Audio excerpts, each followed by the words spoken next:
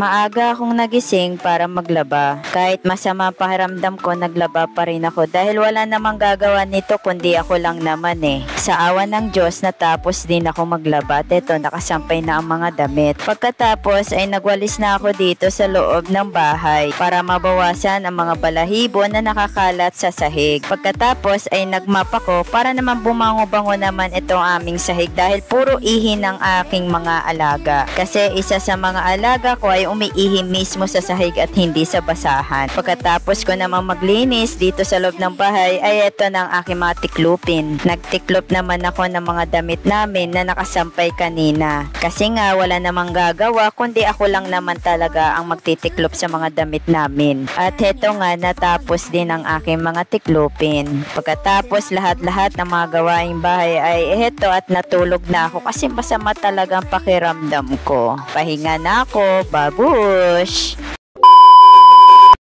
And it's Monday mga inday. Pagpasensya nyo ng boses ko dahil paus ako. Bago kami mag-umpisa sa aming exam, heto at pinapasa ko muna ang mga bata ng kanilang recycled materials. At heto na nga po mga inday. First, summative test ng aking mga junakis at syempre binabasa ko ang kanilang exam. Dahil ang ilan sa kanila ay hindi pa marunong magbasa kaya ako ang nagbabasa. After 6 hours duty at heto nakauwi na rin ako sa wakas. Pero hindi nga dyan nagtatapos ang aking trabaho dahil to be continued nga dito sa aming tahanan. At heto nagche-check ako ng mga exam ng aking mga junakis para sa susunod na araw, 2 na lamang po ang aking i-check. Sa awa ng Diyos natapos din ako. So hanggang dito na lamang, bukas ulit. And it's Tuesday mga inday. Nakasakay pala ako sa aming service papuntang City College. Dahil meron kaming aral program training seminar. Kaya ang mga bata ngayon ay naka-ADM muna. At heto, nandito na kami sa City College. At sa tingin ko ay late na kami ng ilang minuto. At eto, nakapwesto kami dito sa may bandang bleachers. Okay naman dahil kitang-kita namin ang stage. At eto nga, napakadami naming mga tutors.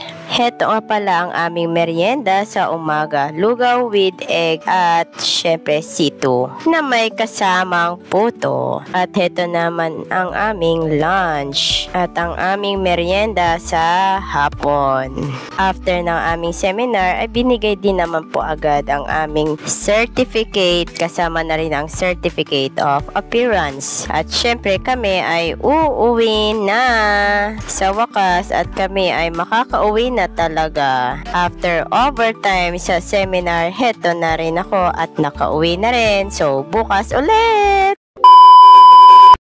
Wednesday na mga inday at heto back to normal ulit tayo. After 6 hours duties, heto at nakauwi din ako. Pero di dyan nagtatapos mga inday dahil second summative test nga po ng mga bata ko kanina at natapos din namin yung 2 subject. At heto na nga po ay chinecheck ko na ang kanilang exam para maibalik ko na rin kinabukasan. Syempre sa kasipagan ko natapos ko din mga inday.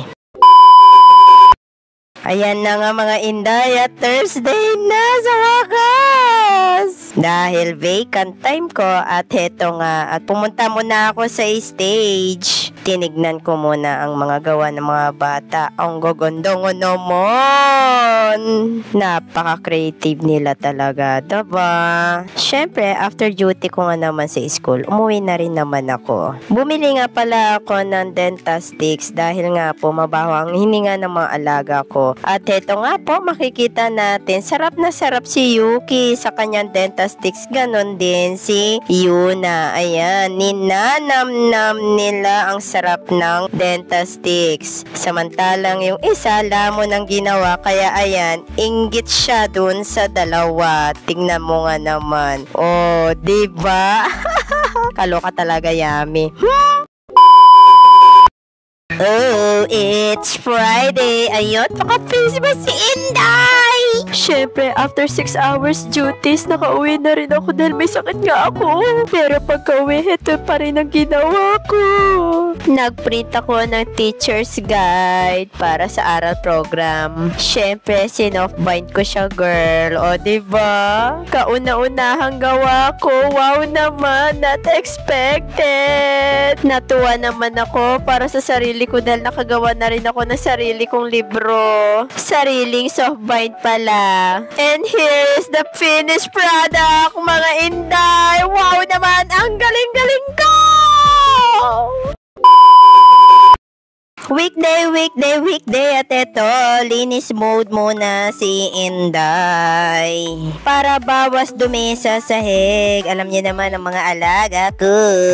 After ko magwalis ng sahig, heto naman at nagmap na rin ako. Kasi para naman mabawasan ang dumi ng aming sahig. After that, heto naman na ang isusunod ko ang aming mga basahan. At heto na nga, kailangan na ring labhan kasi alam niyo naman, dyan nga umiihi yung mga alaga ko, especially yung aking paboritong alaga. Syempre hindi lang yan, pati rin si Yuna dyan din umiihi. And at last, sampay mode naman tayo.